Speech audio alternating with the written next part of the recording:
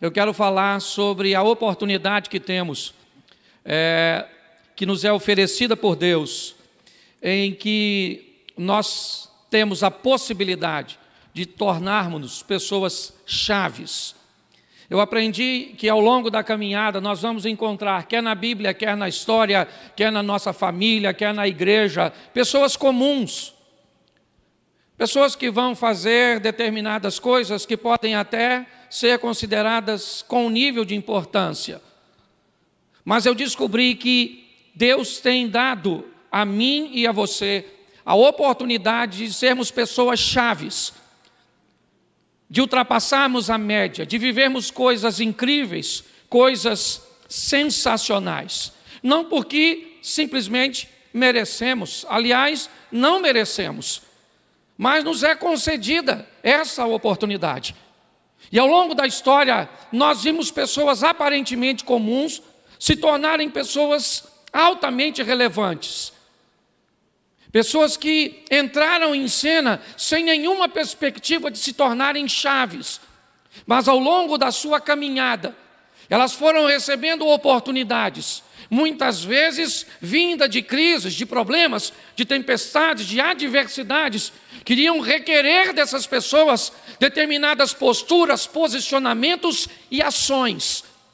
E quando essas pessoas não se acovardaram, quando essas pessoas tomaram a decisão de abraçar essa oportunidade, elas deixaram de ser comuns para se tornarem pessoas chaves. Independente da idade dessas pessoas, nós olhamos uma menina saindo como cativa da terra de Israel para trabalhar na casa de um leproso na Síria, e ela se torna uma pessoa chave com a oportunidade que Deus havia lhe dado. Quando nós olhamos um menino que leva um lanche de casa para si mesmo, talvez a quantidade do lanche nos mostre a idade do rapaz. 5 pães e 2 peixes. Provavelmente um adolescente. Aquele estilo igual esmeril, o que se encosta come. Ok? Mas num determinado momento, ele recebe a oportunidade de entregar o que trouxe para si, para causar um bem-estar coletivo. E ele deixa de ser alguém comum para viver algo extraordinário. Qual é a grande questão dessa história? É que Deus escolhe pessoas de uma forma bem estranha. E você pode achar estranho ele escolher Davi, ele escolher Sansão. Você pode achar estranho ele escolher tantas pessoas, mas talvez o mais estranho de tudo foi ele ter escolhido você.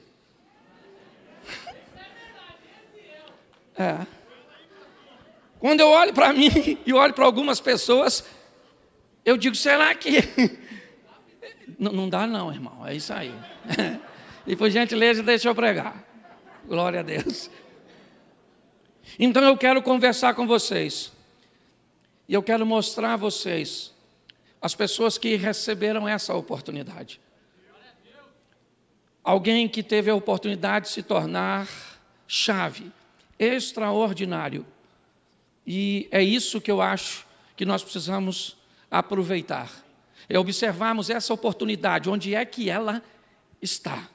Normalmente a oportunidade não é coisa que aparece todos os dias na nossa frente.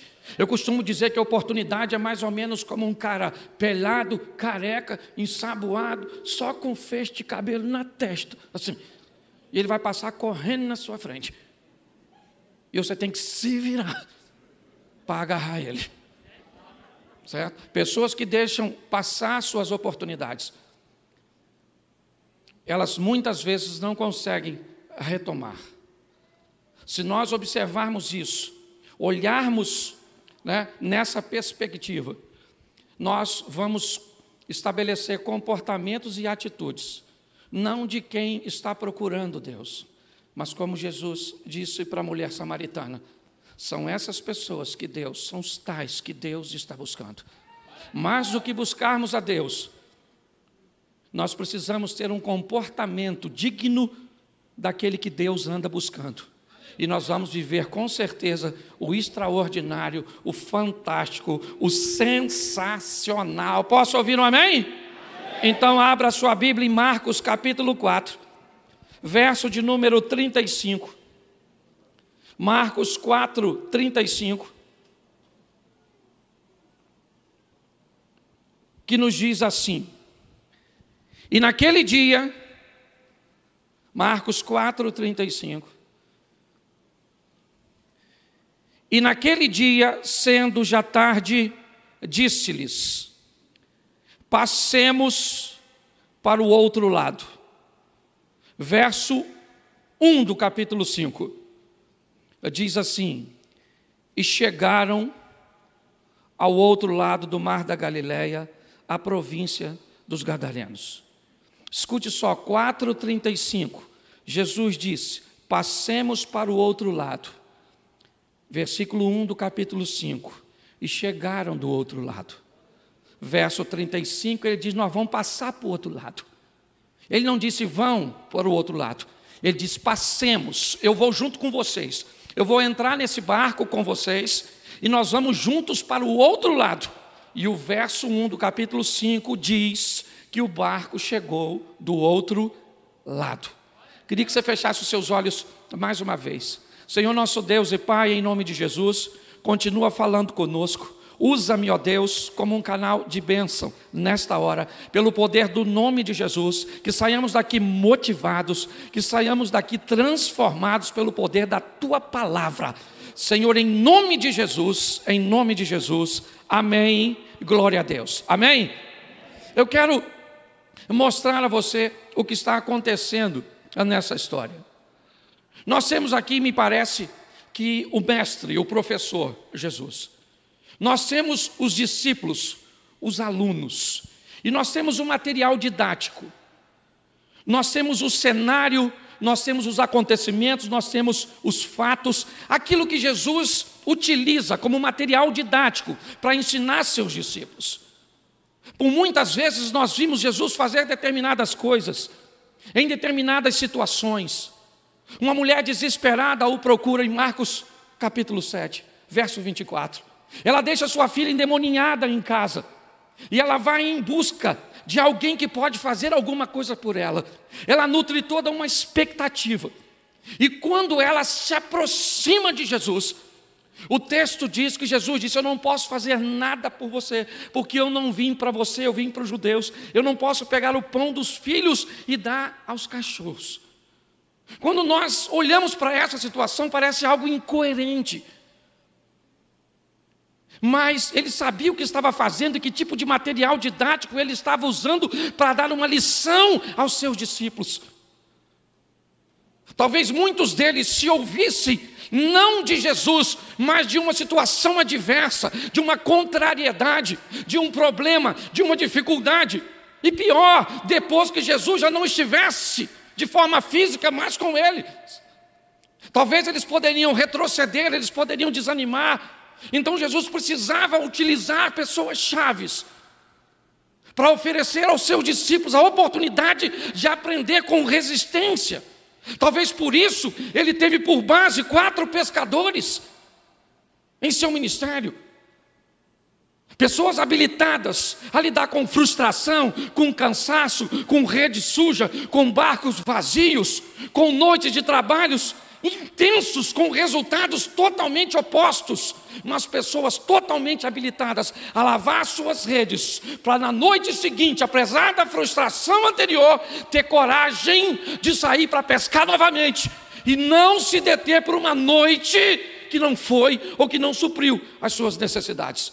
Me parece que Jesus está forjando seus discípulos, e quando ele utiliza esses exemplos, você preste atenção, ele está conversando com uma mulher, e ela disse: Senhor, eu só quero uma migalha, porque os cachorros, seus discípulos, estão olhando, estão aprendendo com a resistência que aquela mulher tem a oferecer, mediante ao propósito que ela planeja alcançar.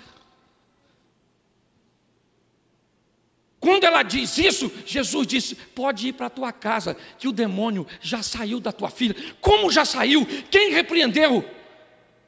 O texto não diz que Jesus repreendeu o demônio. O texto diz que quando ela se posiciona, o demônio acabou de perder a batalha. Quando o posicionamento dela entra em cena, e é isso que eu quero mostrar a vocês rapidamente. O texto começa com um advérbio de tempo.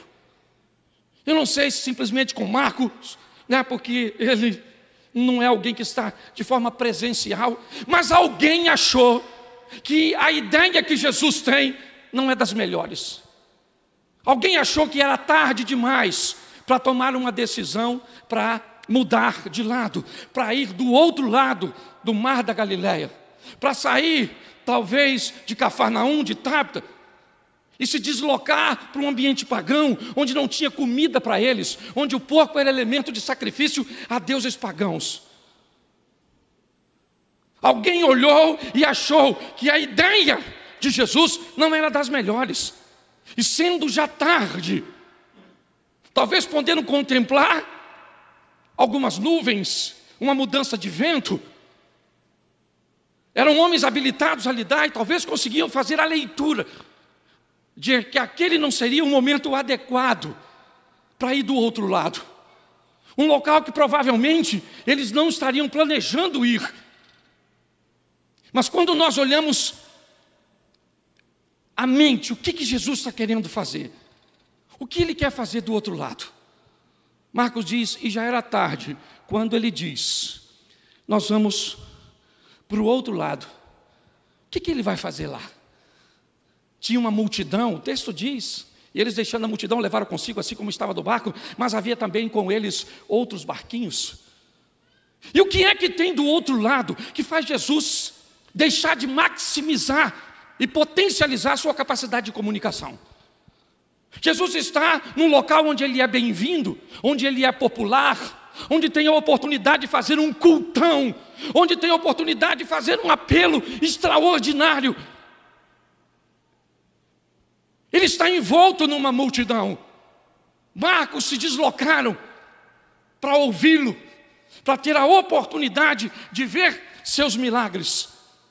E sabe o que ele faz? Ele entra num barco, num horário que as pessoas não concordam muito com ele, e vai atravessar do outro lado para ter um encontro com um homem. Eu confesso a você, que quando eu olho para isso, como pastor, como evangelista, e com a mente de potencializar e de maximizar a ação, eu acho que ele deveria ter feito a viagem ao contrário.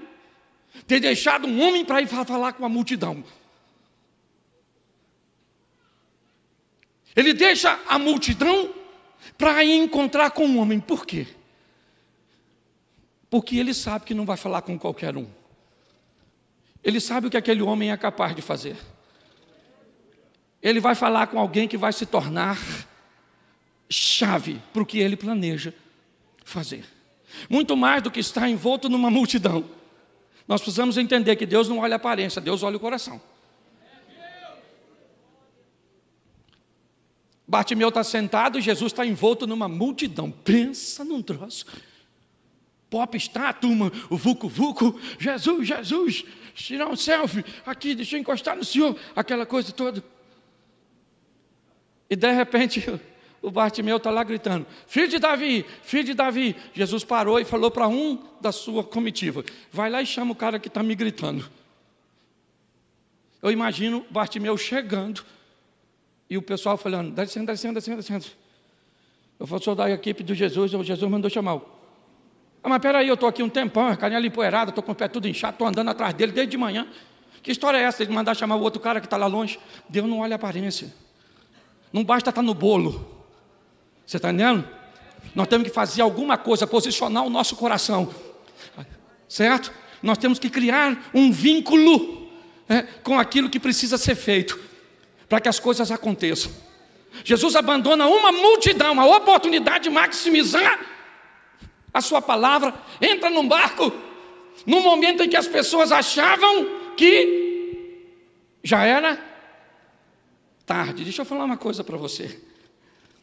Quando Deus te dá uma visão, cuidado, porque nem sempre vai conseguir enxergar o que você está enxergando.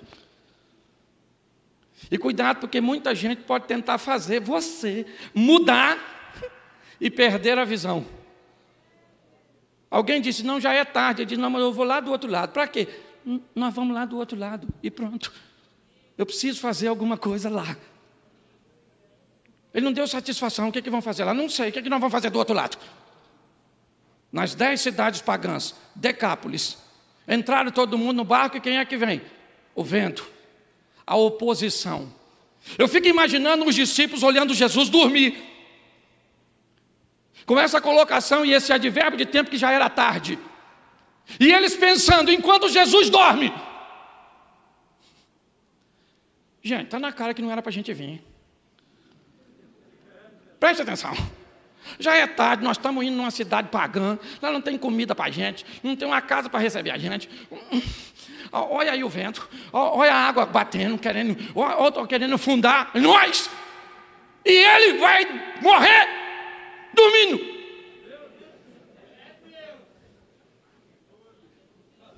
Você está rindo? Muitas vezes, nós seremos direcionados a fazer coisas que as outras pessoas não vão entender. E se nós não tivermos firmeza, se nós não nos apegarmos aos princípios, aos valores, nós vamos nos perder ao longo da caminhada. É assim que funciona. E para se perder não precisa dobrar o joelho, basta dar uma agachadinha. Porque tem gente na Babilônia que eu acredito que não joelhou, mas agachou. Sim. Ah, pastor, eu não joelhei, mas também não fiquei em pé. Então você não vai para o inferno, você vai para o meio. Certo? Quando nós olhamos aqui, o que nós vemos? A oposição. E tem muita gente que acha que a oposição é a resposta de Deus, que é para nós não fazermos. Tem gente que mede o que Deus tem para si só com o acerto das coisas. Se está dando tudo certo é porque Deus está no negócio. Se está dando tudo errado é porque Deus... E às vezes a oposição se levanta, está dando tudo errado e você está fazendo o que Deus quer que você faça. Ele está dormindo e lá vem a tempestade. Por que ele foi dormir? Porque ele fez o que devia fazer no verso 35. Falou para os discípulos assim, ó, nós vamos lá para o outro lado. Mas e o barco? Eu não sou pescador, vocês aqui, eu vou dormir. Porque o que eu tinha de fazer eu já fiz. Eu falei que nós vamos para lá, então eu vou acordar lá. Sim ou não? Sim. Só que quando vem a tempestade, qual é o problema? É que parece que a palavra dele não vale nada. Basta vir tempestade. Basta. A gente fala muito bem isso para os outros. Acredita. Tenha fé. Deus está no controle. É mole falar isso para os outros. Quero ver você falar para você. Olha, eu saí da luta contra o Covid. Falei para os outros, menino, vai dar tudo certo. Você vai se dar bem. Não liga não, rapaz. Deus está no controle. Peguei o Covid e falei, vou morrer. Vou morrer. Meu Deus do céu. Covid poderoso. Foi lá para os outros. Sim ou não? Dá conselho para os outros. Tolera a sua mulher. Fala isso para tu, maluco. Sua sogra. Rapaz, não fala assim da sua sogra, que ela é uma benção. Fala isso da sua.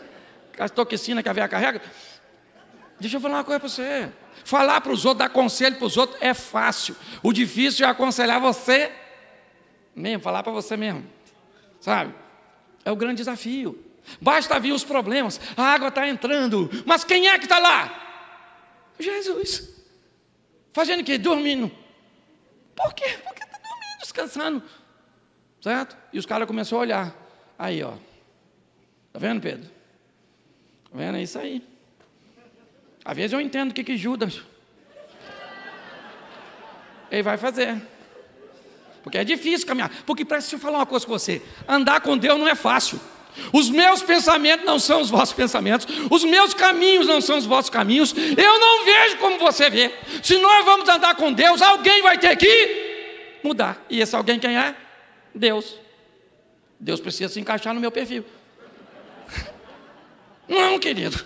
Não adianta. Chega lá, o que tem? Uma fonte com água amarga. O profeta vai falar, Senhor, a água está amarga. Deus disse, joga um prato de quê? Não rola. O senhor não está entendendo, a água está amarga.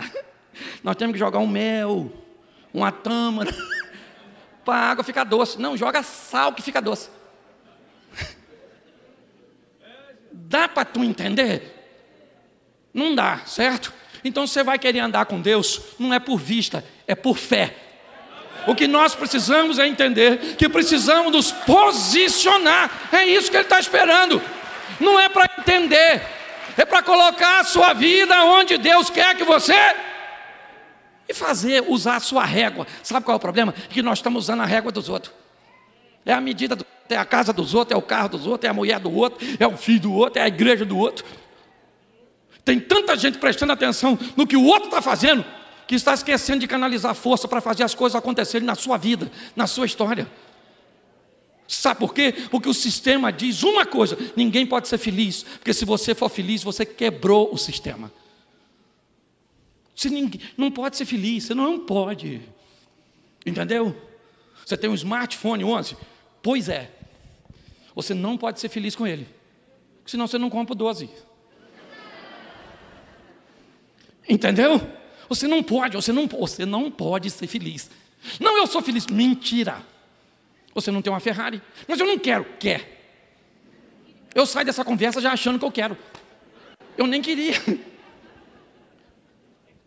Então, se você parar para pensar, qual é o problema? É a insatisfação. O que nós olhamos aqui e vemos é o quê? Jesus está num barco. Sim. E Ele diz que vai do outro lado. Fazer o quê?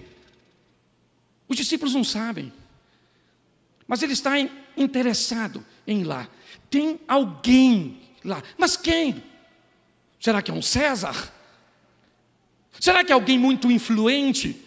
Quem é que fez Jesus abandonar a multidão, entrar num barco, enfrentar a incompreensão dos seus discípulos, se molhar porque provavelmente as ondas batiam e respingavam nele, se deparar com a ausência de fé de seus discípulos, para chegar do outro lado e encontrar quem? Essa é a grande questão. É isso que é mais estranho. Quando ele chega do outro lado, sai do sepulcro um homem. Que nível de relevância ele tinha? O quanto de dinheiro ele tinha? Qual o seu nível de importância? Quem é esse camarada? O que Jesus está fazendo lá, deixando uma multidão para ter uma conversa com apenas um homem?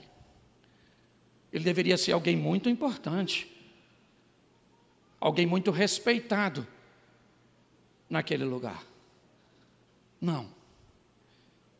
Ele era alguém que morava na rua, ele era alguém que andava nu, ele era alguém que atacava as pessoas e que se feria.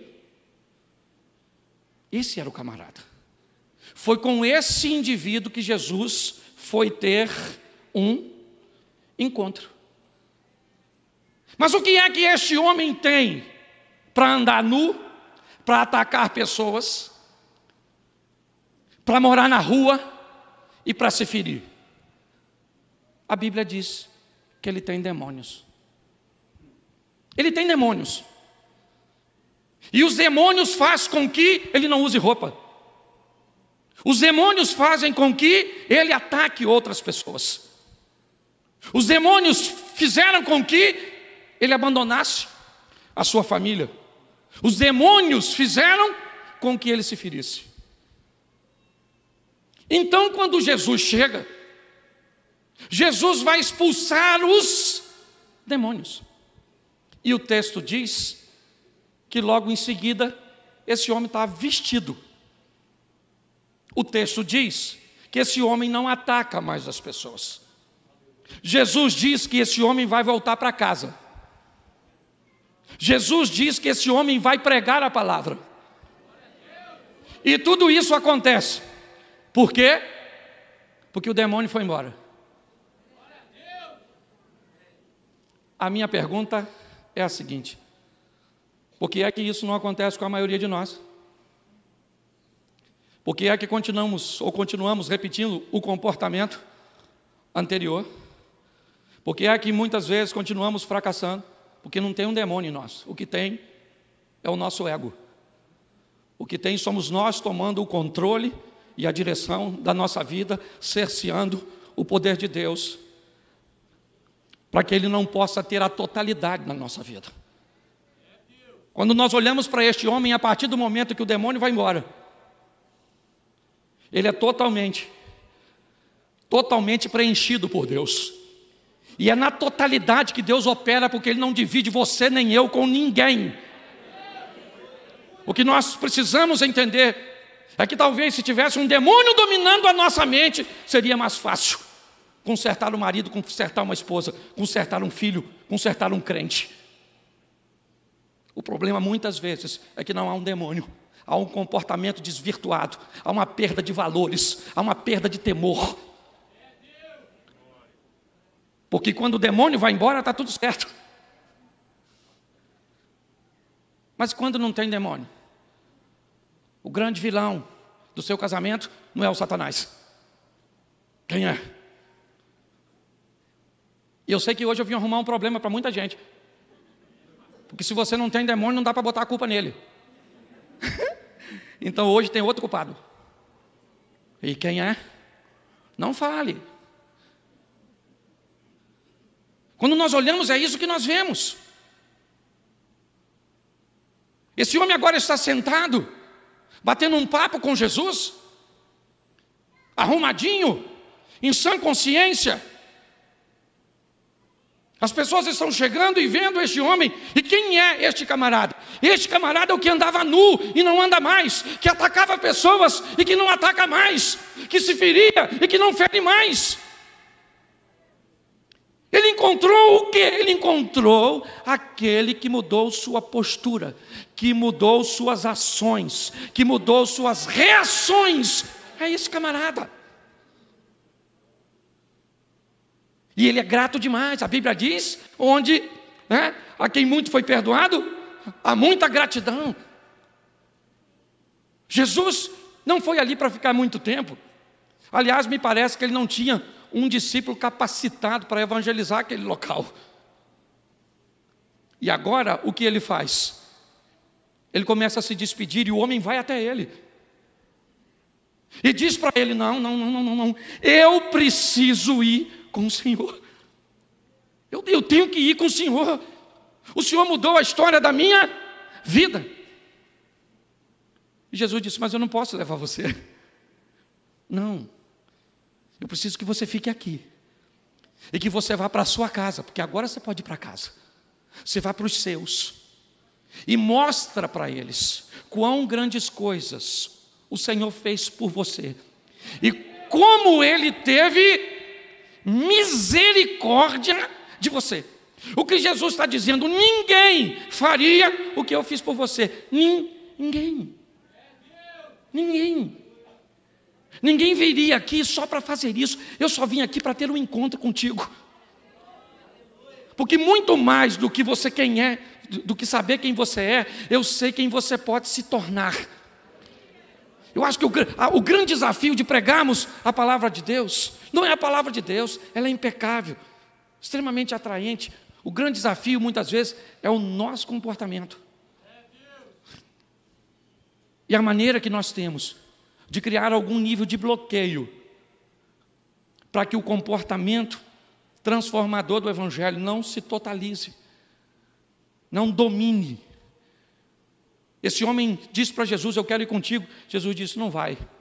Você vai ficar aqui, em Decápolis. E vai mostrar para as pessoas daqui. Vai para a sua casa. E mostra para eles. Mostra para eles.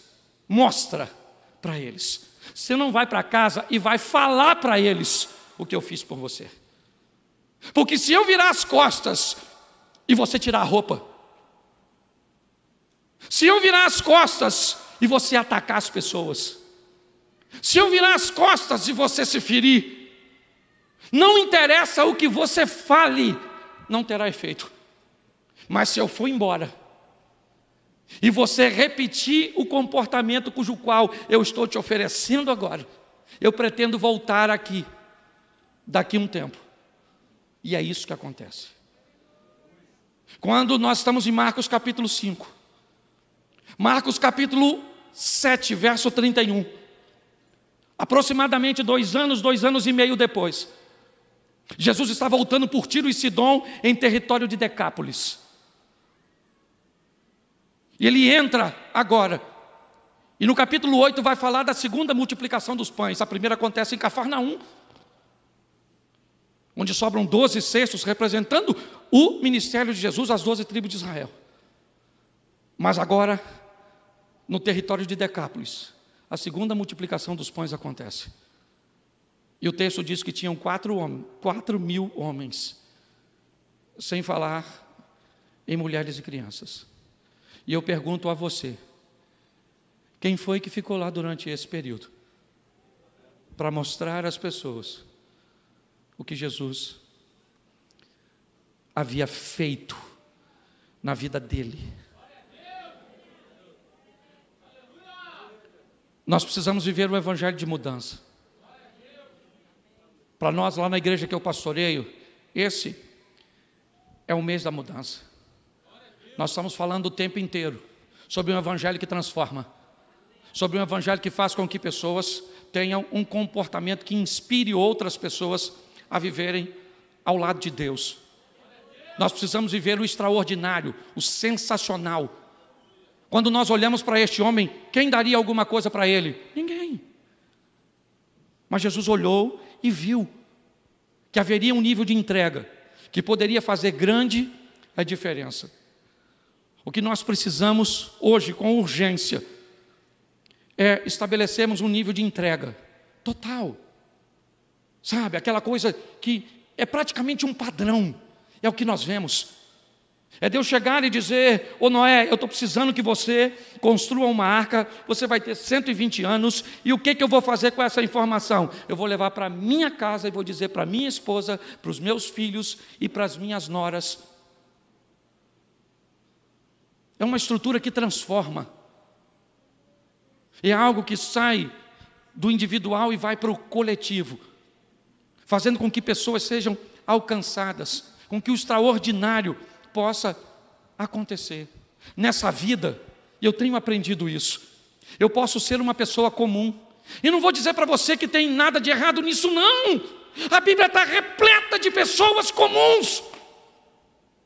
É verdade, repleta. Eu não estou colocando nenhum defeito nas pessoas comuns. Mas eu tenho aprendido ao longo da história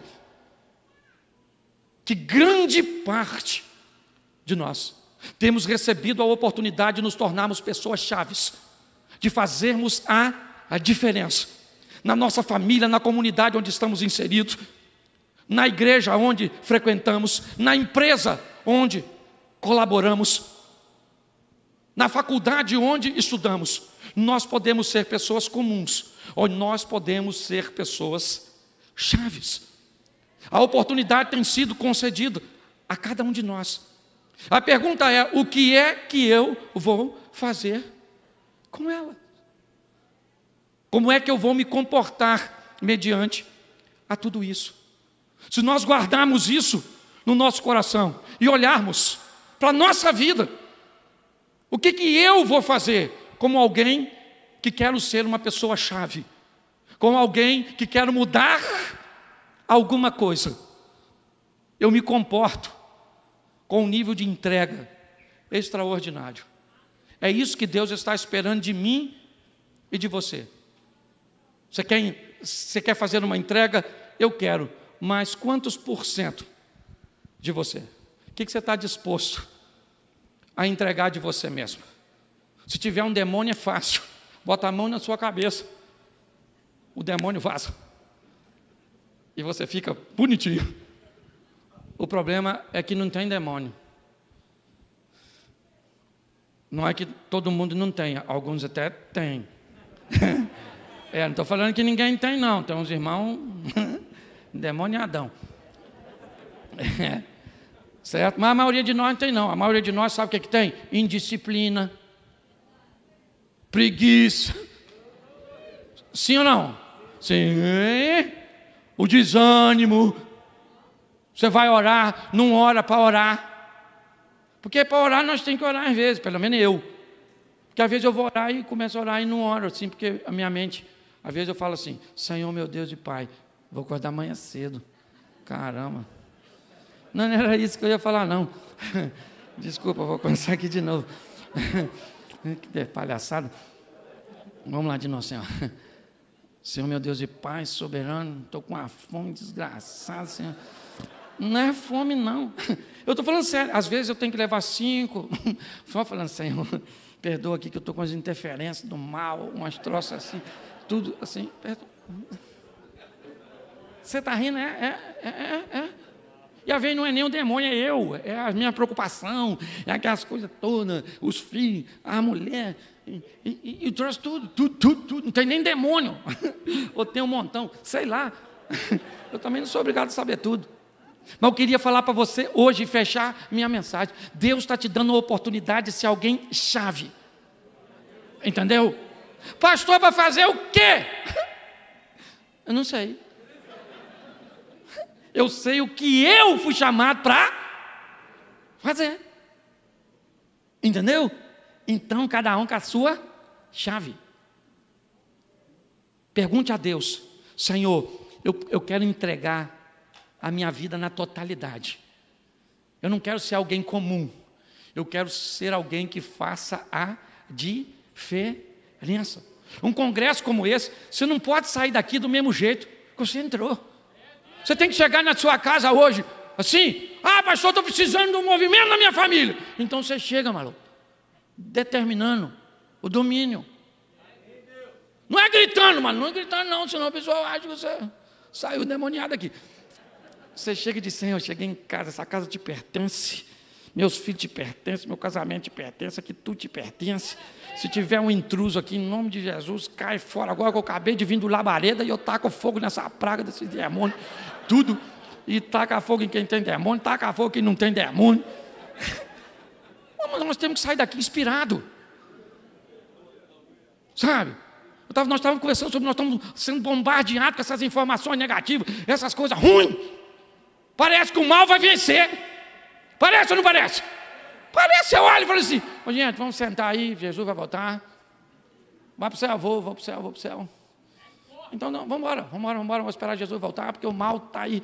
Que negócio é esse, querido? Nós não vamos ganhar, nós já ganhamos.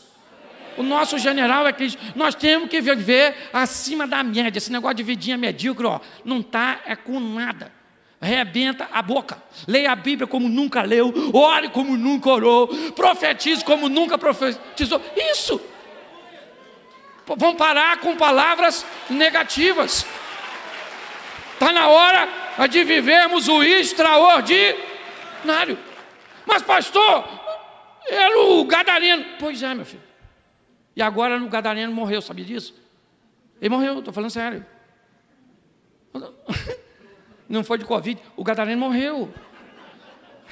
Porque ele não faz mais nada. O Abraão foi maneiro, foi ou não foi? Foi ou não foi? Mas morreu. O Isaac morreu, o Davi morreu, esse cara morreu tudo. O Paulo morreu tudo. Morreu tudo. E agora? Agora sobrou nós.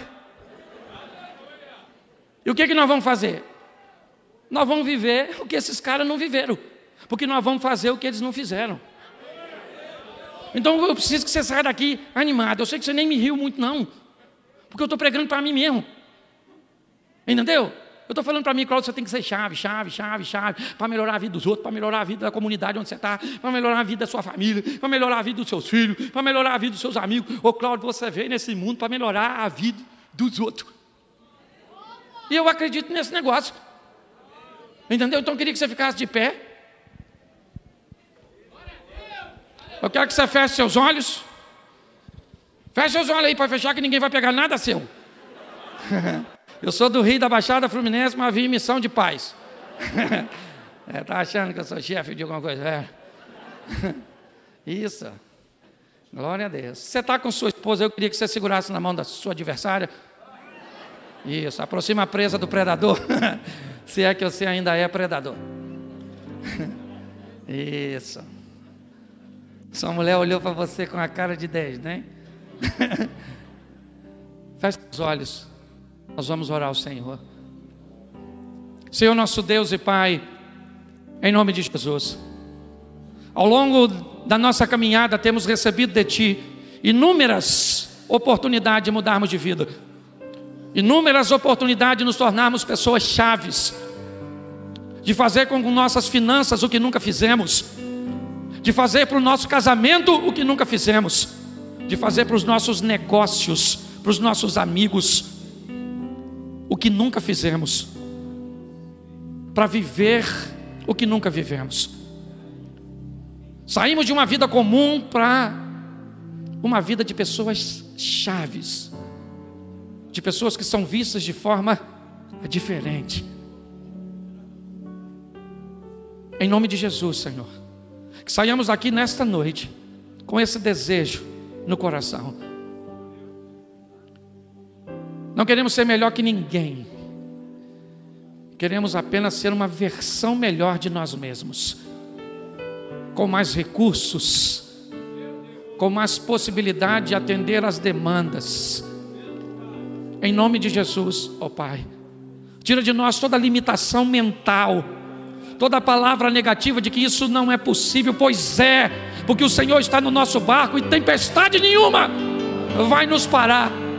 Nós vamos chegar do outro lado vencendo o vento, vencendo o mar, vencendo a ausência de fé, mas nós vamos chegar, porque nós não estamos sozinhos, o Senhor está conosco nessa travessia.